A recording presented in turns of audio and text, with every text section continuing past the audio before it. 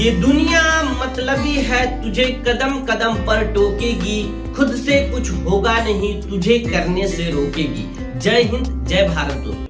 दोस्तों आज के इस वीडियो में हम जानेंगे कि कनाडा देश के अंदर कनाडा के प्रधानमंत्री जस्टिन ट्रूडो ने आपातकाल यानी इमरजेंसी एक्ट लागू कर दिया है। तो आखिर क्यों कनाडा में इमरजेंसी एक्ट लगा है, इसके बारे में जानेंगे।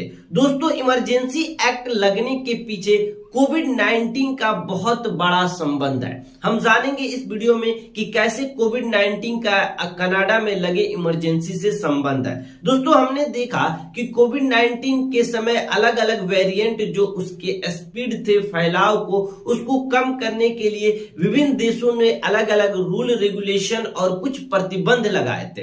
कई देशों ने तो इस तरह की कोई प्रतिबंध भी नहीं लगाया था, जैसे सूडान ने कोई प्रतिबंध नहीं लगाया था और कई देशों ने तो इतनी हार्ड प्रतिबंध लगाया था कि घर से निकलना भी नहीं था। जैसे ऑस्ट्रेलिया, उसमें भारत भी है, भारत ने भी जो स्टार्टिंग कोविड-19 के जो अल्फा वेरिएंट थे उस समय इतनी ज्यादा प्रतिबंध लगाया था कि घर से निकलना भी नहीं था, कोई इमरजेंसी काम हो तब भी निकल सकते थे। तो इस तरह के अलग अलग देशों ने वेरिएंट की फैलाव को यानी स्पीड को कम करने के लिए कई तरह के रूल नियम बनाए, उसमें कनाडा भी शामिल है।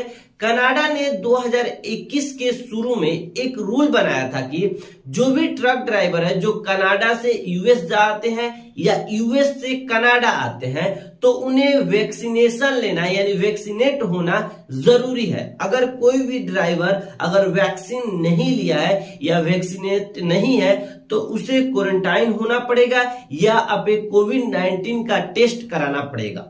इस रूल को लगने के बाद कनाडा सरकार को एहसास हुआ कि सप्लाई की सामान में कमी आएगी और आया भी, चूंकि कनाडा और यूएस का जो बॉर्डर है वो सटी हुई है। तो कनाडा की जो भी जरूरत की सामान है यूएस से आती है, कुछ सामान यूएस में कनाडा से जाता है। तो इस तरह की जब ये रूल रेगुलेशन लगे, ये प्रतिबंध कनाडा सरकार ने लगा दिया वैक्सीनेशन के, जिससे क्या हुआ सप्लाइयों के जो सप्लाई के सामान थे उसमें कमी आने लगी।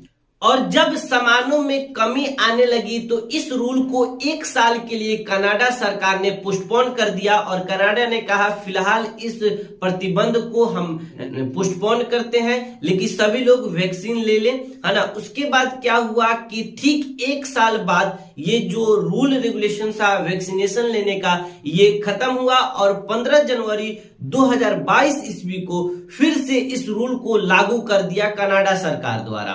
और कनाडा सरकार द्वारा बोला गया कि अब तो सभी ड्राइवरों के जो भी यूएस में जाते हैं गाड़ी लेकर या यूएस से कनाडा में आते हैं उन्हें वैक्सीनेट होना जरूरी है, बिना वैक्सीनेट का आप कनाडा में नहीं आ सकते हैं। तब इस रूल के बाद सभी ट्रक ड्राइवरों ने शुरू किया प्रोटेस्ट और सभी ट्रक ड्राइवरों ने अपने ट्रक को लेकर कनाडा के रोड पर उतरे, जिससे ग्रोसरी सामानों में कमी आई, सप्लाई रुक गई, सामानों की दाम बढ़ने लगे और कनाडा के राजधानी ओटावा में सभी ट्रक ड्राइवरों ने अपने अपने ट्रक को लेकर ओटावा के हाईवे को ब्लॉक किया और जोरों शोर से ये प्रोटेस्ट चालू हो गया। इन ट्रक ड्राइवरों के साथ साथ कुछ और भी प्रोटेस्ट जुड़ गए जो किसी ना किसी तरह के कनाडाई सरकार के द्वारा कुछ प्रतिबंध से परेशान थे। उन सभी प्रोटेस्टों के साथ ये भी अपना प्रोटेस्ट करने लगे। कनाडा के एक कोविड प्रतिबंध से शुरू हुआ ये प्रोटेस्ट अब सभी तरह के प्रतिबंधों से आजादी मांग रहे हैं।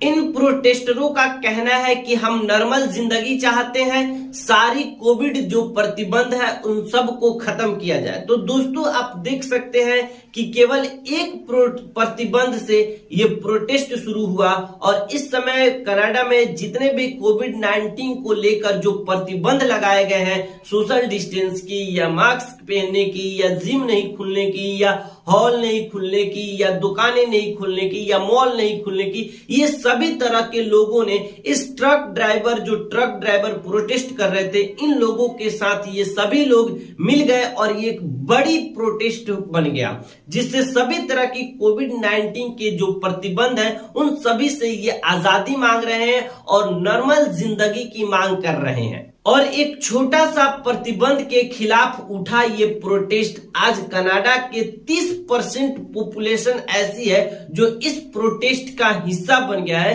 तो आप इससे अनुमान लगा सकते हैं कि किसी भी देश का अगर 30% पॉपुलेशन जो है किसी प्रोटेस्ट में भाग ले रही है तो कितनी बड़ी प्रोटेस्ट बन गया होगा। कनाडा के प्रधानमंत्री जस्टिन ट्रूडो ने इस प्रोटेस्ट को देखकर कनाडा में इमरजेंसी एक्ट लगा दिया है, जिस इमरजेंसी एक्ट के तहत कनाडा के उप प्रधानमंत्री फ्रीलैंड ने कही है कि सभी प्रोटेस्टरों का बैंक अकाउंट को फ्रीज कर दिया जाएगा।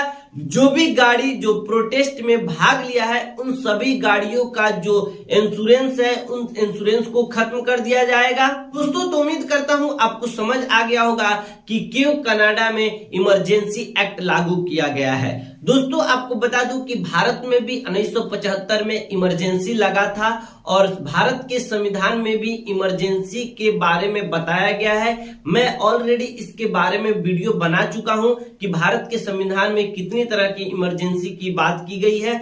आप डिस्क्रिप्शन में इमरजेंसी का लिंक मिलेगा, वहां से आप वीडियो देख सकते हैं। आप या आई बटन से इमरजेंसी भारत के संविधान में कितनी तरह की गई है इसके बारे में भी आप आई बटन से उस वीडियो को देखकर समझ सकते हैं। उम्मीद करता हूं दोस्तों कि ये वीडियो आपको समझ आई होगी। मिलते हैं अगली वीडियो में। जय हिंद, जय भारत।